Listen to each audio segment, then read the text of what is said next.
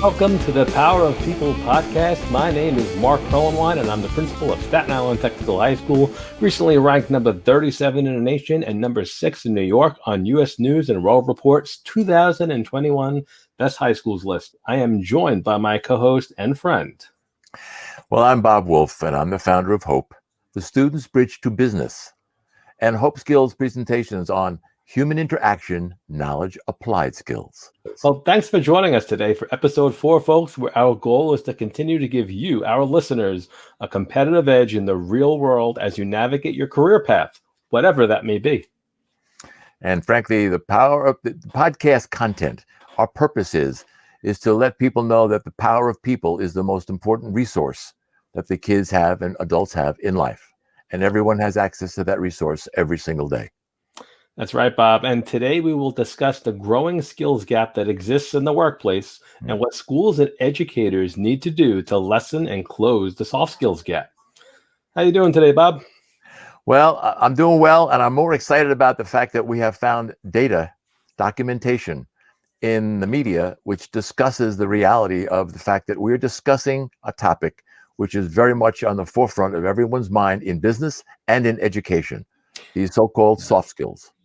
Yeah, the evidence is overwhelming and out there, and we've talked about it before, but it keeps on popping up, and I think it's really important for our listeners and viewers just to see the facts. I mean, just so recently in 2019, LinkedIn released a Global Talent Trends Report, which was a survey of thousands of hiring professionals highlighting how 4 new trends are impacting hiring today, and the fourth trend I thought really stood out. Don't you? Well, not only do I agree, but the reality is that to be effective in any type of job, you've got to learn to deal with different types of people. And when LinkedIn comes up with this study that indicates that 92% of talented professionals and hiring managers agree that candidates with strong soft skills, again, that wrong word, are increasingly important. In fact, they're saying that 89% of the hires that they're making have poor soft skills. Mark, that's unacceptable. Right. And what's interesting is when you look at where money is being invested in the workplace, it's really interesting when we're talking about education. Let's take a look at the original article from episode 1, which was the Soft Skills Disconnect article, research conducted by Harvard University and the Carnegie Foundation and Stanford Research Center. They concluded that 85% of job success comes from having well-developed soft and people skills, and only 15% of job success comes from technical skills and knowledge, otherwise known as hard skills. And when you take a look at where companies and the workforce is investing their money, we're looking at $171.5 billion of it is on employee learning and development in 2010. And of that, only 27.6% of those training dollars went to actual soft skills. The majority of that funding went to teaching actual technical skills. So if soft skills are 6 times more important than hard skills for job success, why is almost 3/4 of all the training dollars being invested in these hard skills? And I think that mirrors quite accurately what's happening in education. Well, unfortunately it does, but the good thing that both education and business has in common is they understand what an ROI is. In business, ROI simply means return on investment. And in education, I'm going to ask education to think a little bit differently about ROI in terms of what's meaning to them when they have students in school.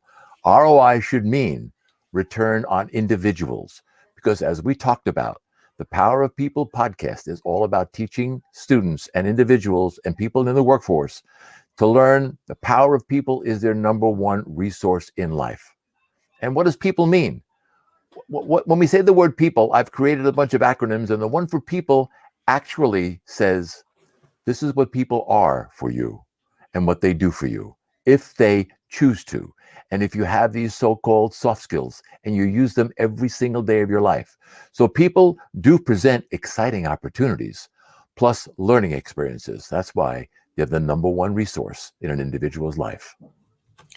Yes, Bob. And in preparing for today's podcast, you and I, we go back quite a number of years already. And you particularly have been really inspirational an influential and a thought partner in helping me help my own school close this gap. And when we talk about human interaction, knowledge applied, HICA skills for short, we thought really long and hard after a really challenging episode in our school's history. We were in the middle of a competition, and our school and another school had the task of coming up with a playground area.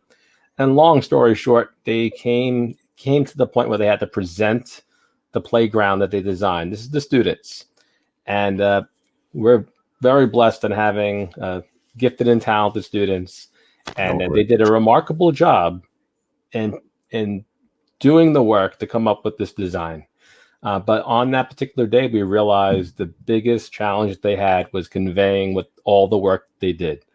And that's really when it occurred to us, what a travesty it would be to be able to train and mold and educate some of the most incredible learners in our country, but not also give them that gift and those skills needed to convey what they've learned and communicate effectively.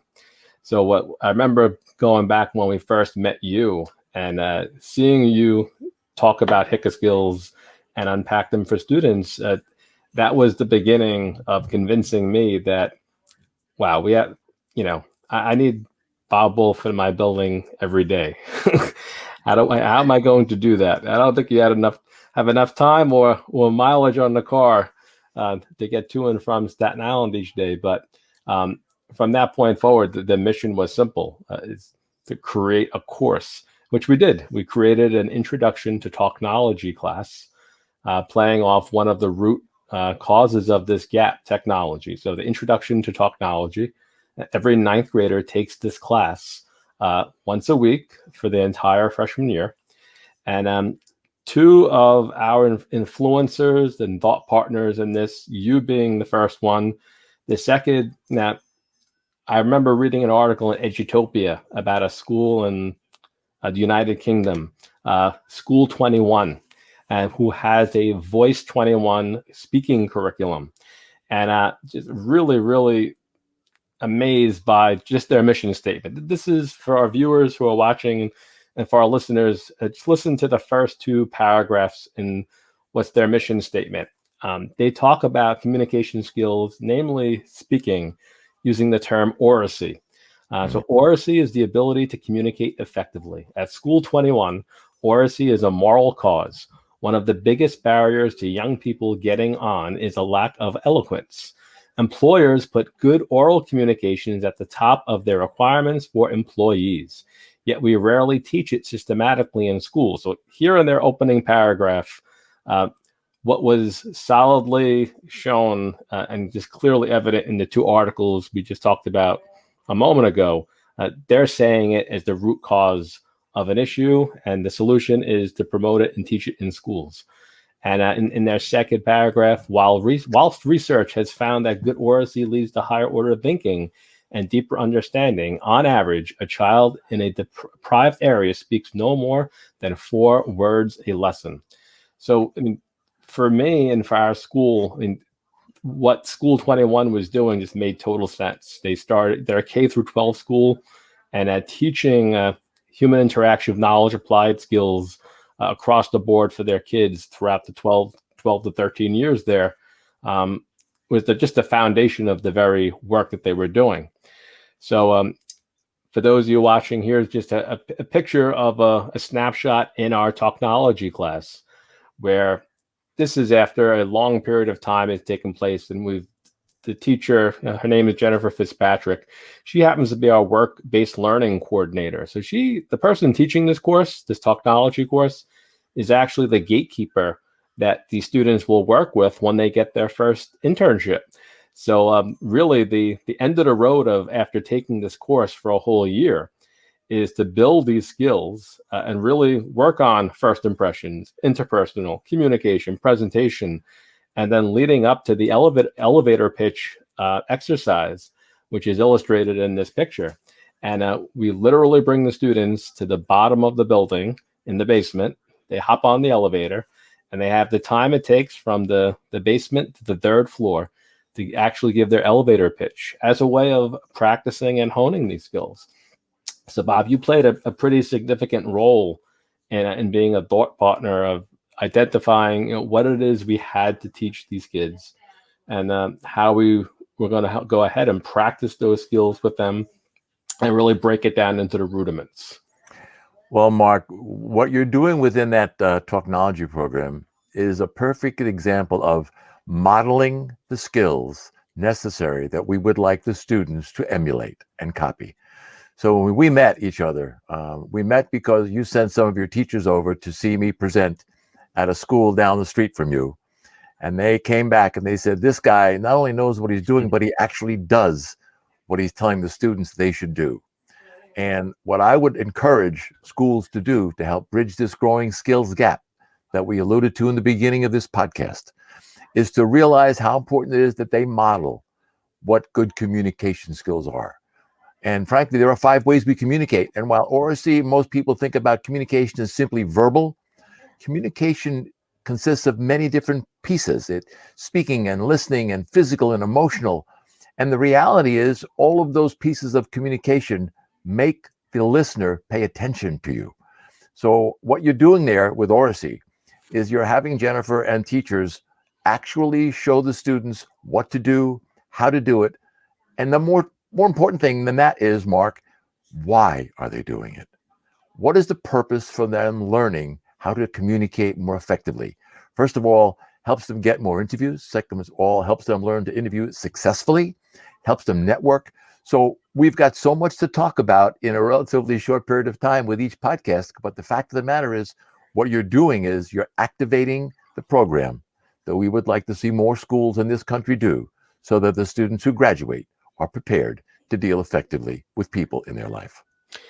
Yeah, and just more evidence backing up why it's so necessary. As a school such as ours, that has a career and technical education program built into it, we have an advisory board that's comprised of not only educators, but workforce leaders, industry partners, college partners.